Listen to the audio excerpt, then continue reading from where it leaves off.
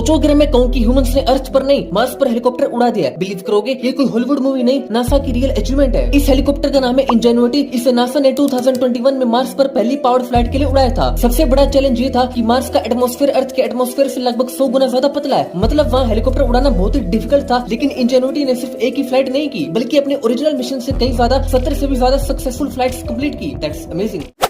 सोचो अगर मैं कहूँ कि इंसान का बनाया हुआ एक स्पेसक्राफ्ट 47 इयर्स बाद भी स्पेस में ट्रैवल कर रहा है और हमें सिग्नल भेज रहा है, बिलीव करोगे ये कोई मूवी नहीं, ये ह्यूमैनिटी की रियल अचीवमेंट है। इस स्पेसक्राफ्ट का नाम है वॉयेजर 1। इसे 1977 में लॉन्च किया गया था और आज ये इंसान का बनाया हुआ सबसे दूर पहुंच चुका ऑब्जेक्ट है। वॉयेजर 1 अब इंटरस्टेलर स्पेस में ट्रैवल कर रहा है, यानी वो हमारे सोलर सिस्टम के प्लैनेट्स के रीजन से बाहर निकल चुका है। और सबसे अमेजिंग बात, इतनी अनइमेजिनेबल डिस्टेंस पर होने के बाद भी ये स्पेसक्राफ्ट रेडियो सिग्नल्स के थ्रू अर्थ को वैल्यूएबल साइंटिफिक डाटा भेजता रहता है। इसके सिग्नल्स को अर्थ तक पहुंचने में 20 घंटे से भी ज्यादा लग सकते हैं, क्योंकि रेडियो वेव्स भी लाइट की स्पीड से ट्रैवल करती हैं। That's amazing.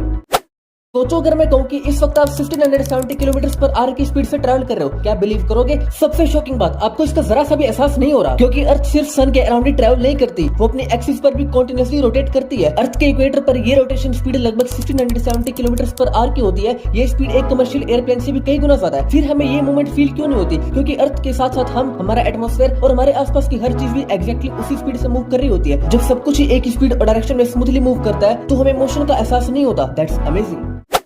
सोचो अगर मैं कहूँ कि एक मकड़ी का पतला सा जाला स्टील से भी ज्यादा स्ट्रॉन्ग हो सकता है, बिलीव करोगे ये कोई सुपर हीरो मूवी की टेक्नोलॉजी नहीं है, ये नेचर का कमाल है। स्पाइडर सिल्क दुनिया के सबसे अमेजिंग नेचुरल मटेरियल्स में से एक है। वेट के हिसाब से कुछ टाइप्स की स्पाइडर सिल्क स्टील से भी ज्यादा स्ट्रॉन्ग और बहुत ज्यादा फ्लेक्सिबल होती है। इसकी यूनिक कॉम्बिनेशन की वजह से साइंटिस्ट स्पाइडर सिल्क को कॉपी करने की कोशिश कर रहे हैं। That's amazing.